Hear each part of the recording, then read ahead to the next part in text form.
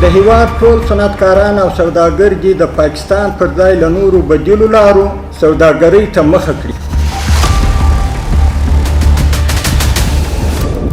یعنې تقریبا د 600 څخه پور د قلمونو هغه درمل دي چې هغه په افغانستان کې اوس تولیدېږي. دغه دوا ما په خپلو سترګو لیدلی، کله چې کپسول مې واس کړی لیدلی مې چې چونه وه. د پاکستاني درملو یوه وجه وه چې خلک اولویت ورکوي، چې یو ریټونه یو څه ارزانه، بل د خلکو په مازغو کې 13 کاله ورته کمپاین شو، مارکیټینګ شو. که مالیزیا کې موږ یو قرارداد کړی دی چې هغې کې د کینسر دوایانې هم شته دي، نورې جنرال دوایانې هم شته دي.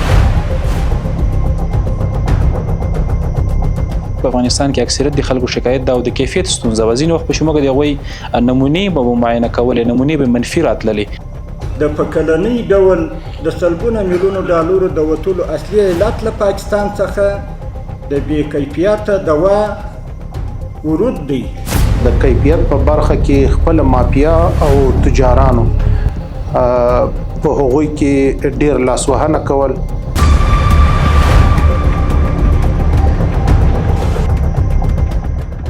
تر 20% پورې الحمدلله اوس موږ خپل مارکیټ چې د داخلي تولیداتو څخه مشکوک کوو. موږ الحمدلله تر اوس تاریخه پورې تقریبا 190 قلمه دوا تولید لرو.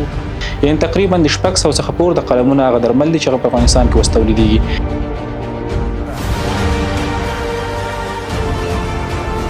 داسې د تجارت پر ځای باندې صنعت ته مخ کو او افغانستان د تجارتي مملکت پر ځای په یو صنعتي مملکت بدل کو.